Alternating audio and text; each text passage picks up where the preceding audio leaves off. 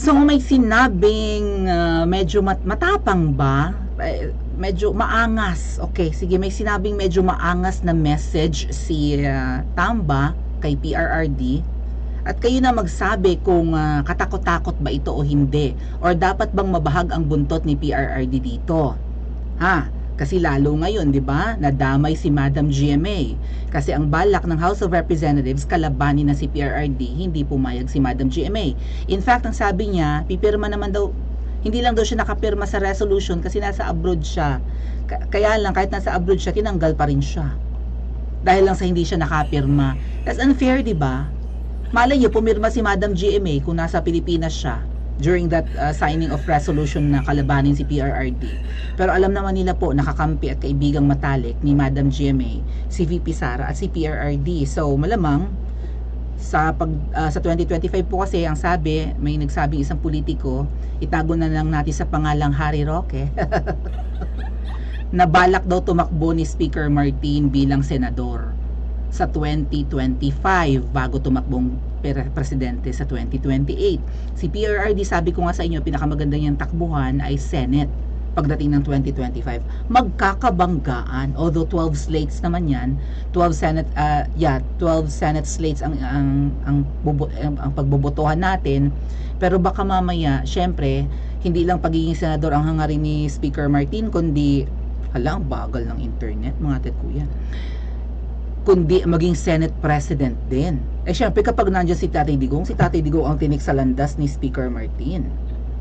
For sure, si PRRD ang magiging Senate President. Tama? Maraming kaalyado kahit papano si PRRD, or maraming balimbing kay PRRD sa Senado. So, 'di ba, Robin? Hindi ko sasabing balimbing pero mga PRRD yan Robin, si Tolentino, si Senator Francis Tolentino, si Bato, si Senator Bongo, Senador Amy. Sino pa? Marami yan na talagang magiging pro PRRD at magboboto for PRRD to become the Senate President. Paano ang pangarap ni Martin? Kung maging senador man siya, hindi siya magiging Senate President. At pagdatang, parang magandang plano yun mga ate at kuya, bigla ko naisip.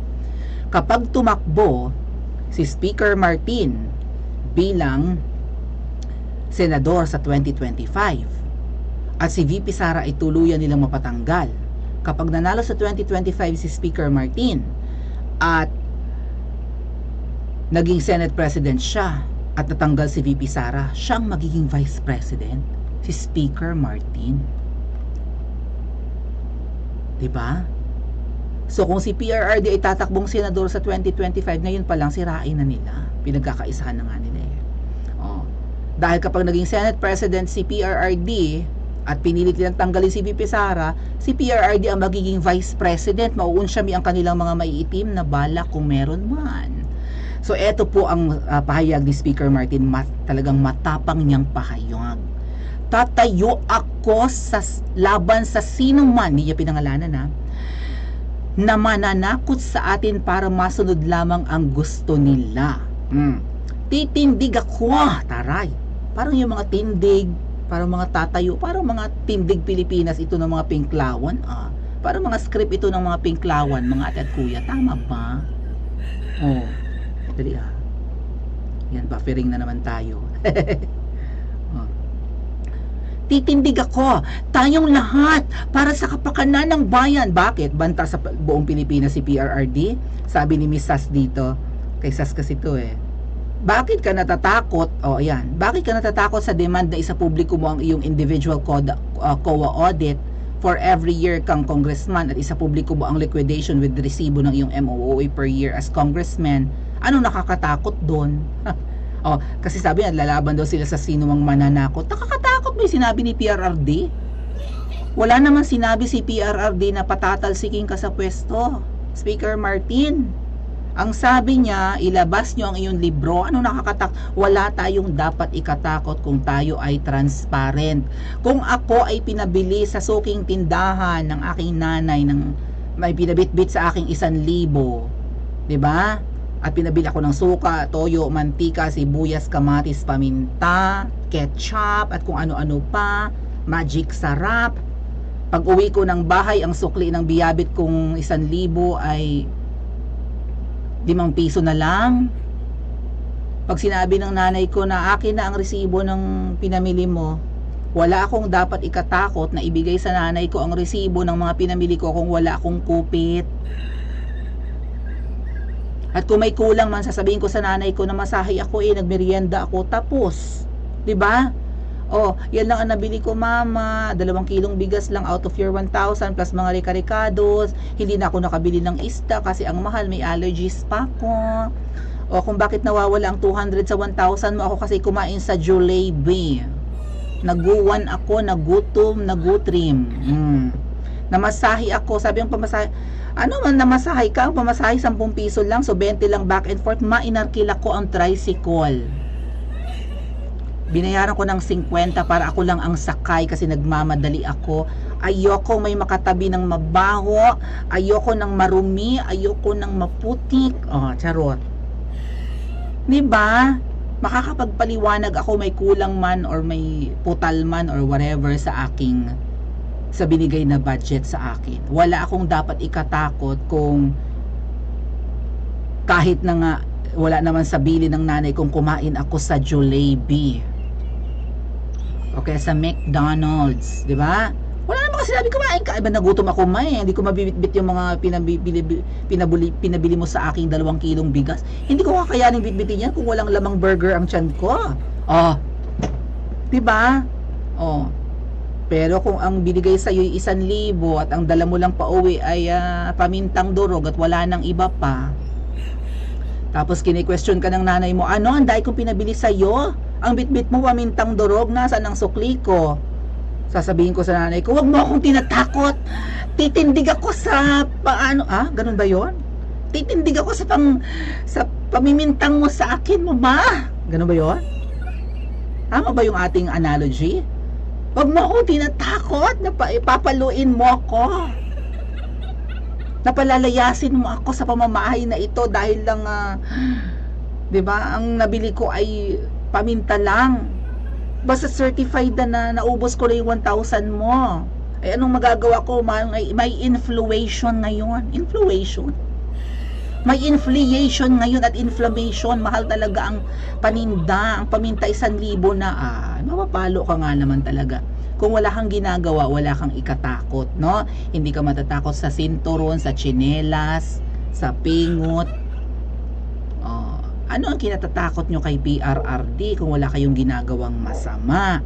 Eto yung video. Tingnan natin kung apakatapang talaga. Kayo na magsabi kung talagang maangas or dapat mabahag na ang buntot ni PRRD sa mga sinabi ni, alam nyo na. Tatayo ako laban sa sinuman na mananakot sa atin para masunod lamang ang gusto nila. Itindig ako tayong lahat para sa kapakanan ng bayan. Tatayo ako laban sa sinuman na mananakot sa atin para masunod lamang ang gusto nila. Itindig ako tayong lahat. Ulit-ulit. Nakikita niyo itong parang nakayoko na reflector po ito ito yung parang anong tawag sa kanya? Idiot board or something, no? Nandyan po yung binabasa niya. Naka-reflect yan sa parang ano nga yun? Sa parang monitor sa baba. Parang salamin, ganon. Makikita mo yung nasa baba niya. Pero dito po kasi makikita nyo, parang translucent or transparent lang siya. Kasi ano yung parang one way mirror ba ito or two-way mirror, parang two-way mirror yata or something. So nagbabasa lang yan, parang nauutal-utal pa siya. Galit ba siya? Or kinakabahan siya? Nakakatakot ba yung mga sinabi niya? Maangas ba? Dapat na bang matakot si PRRD?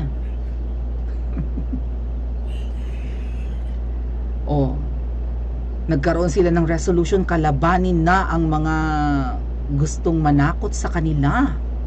Ano pa ba? Ano nga sabi? Mapagbigyan lang daw ang gusto. Hindi si PRRD lang ang may gusto niyan, taong bayan din. Ang ginagawa nyo kasi pinapatahimik nyo ang media I don't know kung paano nyo pinapatahimik. Kasi wala. Ang media, wala naman silang pinagbabalita na si Sastro Gando Sasot, si Duterte, nagde-demand ng walang ganyan ate. Hindi binabalita ng media na nagde-demand ng liquidation si PRRD. Tahimik ang media pagdating kay PRRD. SMNI lang ang nagbabalita. So ngayon, kung nababalitaan ng taong bayan with the help of the media, 'di ba? Print media, radio, television, lahat na. And even mga website. Ay! Buffering. Diyos ko, Ginoo ko. Ayan na tayo sa ating signal na bulokels. Pasensya na kayo sa signal. Kapag nabalitaan ng taong bayan na nagde-demand ang isang dating pangulo ng liquidation, ng transparency, mapapaisip ang taong bayan. Wait, may point yung dating pangulo Dapat alam natin. So dapat tayo rin nagde-demand. Si PRRD ay hindi naman politiko, ordinaryong mamamayan na yan. Bakit threatened na threatened? Bakit takot na takot si Martin Romualdez at ang mga kongresista sa dinedemand ng isang ordinaryong mamamayan na ngayon na si PRRD na hindi na nga politiko? Kung siya ay nagde-demand, lahat tayo ay pwedeng mag-demand. Kasi binabawas, kinakaltas yan sa mga sweldo natin automatic, dinadagdag sa mga bilihin natin matic, 'di ba? Sa lahat ng sa pamasahe, sa pagkain, lahat sa binibili, may mga value added tax, may income tax at kung ano-ano pang buwis. Mahal ang ating dadagdagan na presyo ng binibili natin dahil sa mga buwis na yan para maidagdag sa pera ng gobyerno. Tapos wala tayong karapatang tanungin. Walang karapatan si PRRD magtanong. Siguro kung magtatanong laang ng audit ay ang ordinaryong, 'di ba? Mamamayan like labandera or yung vendor or maybe isang tricycle driver lang ang mag-demand. Bungol-bungulan sila, kaso nyo dating pangulo. Kaya siguro threat. Diyos ko po, aabangan ko pong talaga ang mga sasabihin ni PRRD. Ano kaya ang magiging banat niya sa susunod na naman nilang program ni Pastor Quiboloy? At ano rin ang sasabihin ni VP Sara kaya sa nagtatapang-tapangan na itong Diyos ko po, talagang mukhang guguho talaga ang kastilyong buhangin ng House of Representatives. Ano itong pinagagagawa niyo kung wala kayong ginagawa? Tama po ba ako mga ate at kuya? Kung wala kayong ginagawang kabulastugan sa pondo ng bayan, hindi kayo matatakot kay PRRD. O hindi kayo matatakot sa audit. Meron ba silang ginagawang kababalaghan? I-comment nyo sa comment section at mag-like and subscribe din po kayo. Diyos ko po!